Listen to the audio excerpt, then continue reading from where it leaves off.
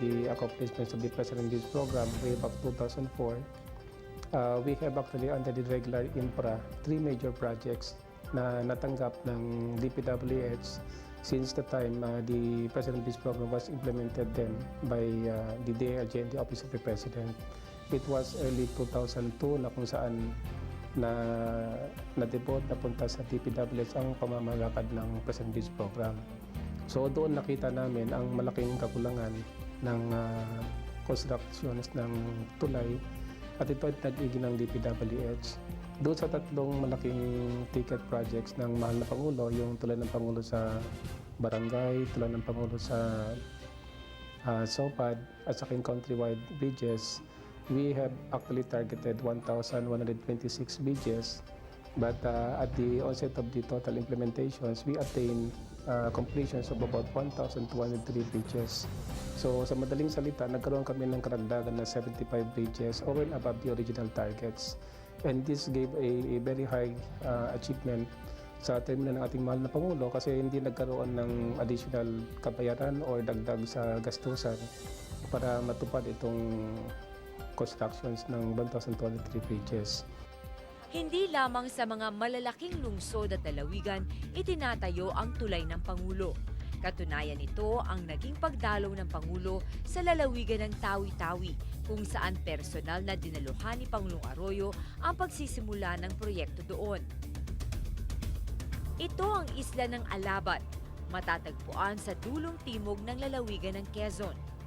Napapalibutan ng Dagat Pasipiko sa Hilagang Silangan at Lamon Bay sa Timog Kanluran. Ang islang ito ay binubuo ng 3 munisipalidad, Perez sa norte, Quezon at Alabat sa timog. Pangingisda at pagsasaka ang pangunahing kabuhayan sa 3 bayan na ito.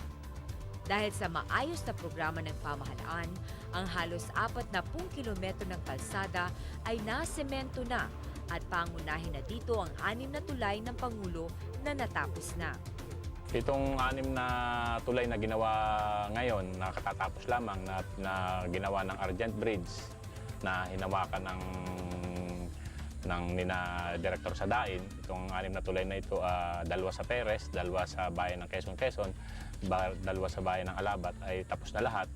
At makita natin nga na lubos na pinakikinabangan ng mga taga rito sa atin.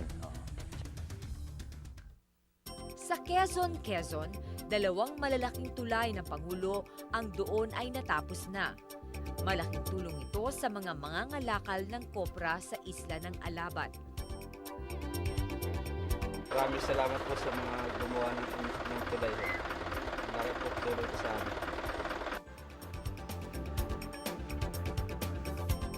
Ngayong sementado na, malwa na, maganda na, hindi na sisira. Dahil lang yung matibay na. Ito ang bayan ng Alabat, sentro ng 3 bayan sa isla. Maunlad, tahimik at progresibo. Malaking bagay ang tulay na ginawa dito dahil naging madali na ang transportasyon ng kalakal at pagbiyahe ng mga tao. Bago naman, hindi ganun dati na may gigil na naman ang pagtakbo namin.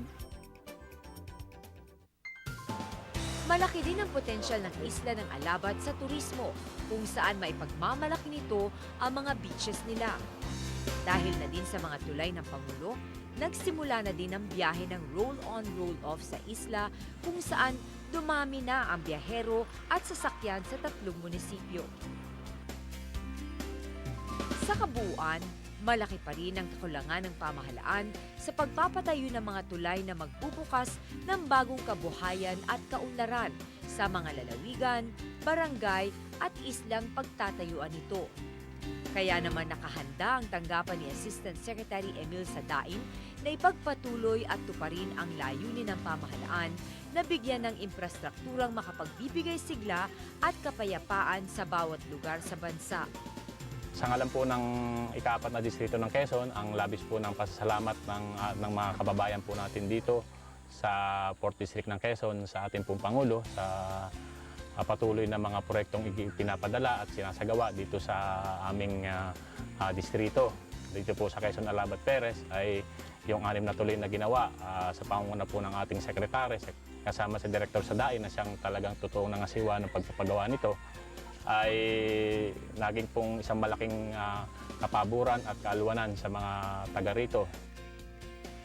As far as public service is concerned, from the level ng ating pamahalaan hanggang dito sa Department of Public Works and Highways, sa management ng DPWH, with the MANCOM, sa amin na nasa front line ng construction, sa mga directors, district engineers, ang President Bridge Program, just like any other infra projects ng DPWS, ay tuloy-tuloy na gagawa ng kanilang tungkulin. At ito ay alinsunod sa talagang pangangailangan ng ating mamamayan. We must continue to build bridges of faith, hope, and progress for the poor, the marginalized, and the less fortunate. Until we realize that our fates are bound together as one nation and one people,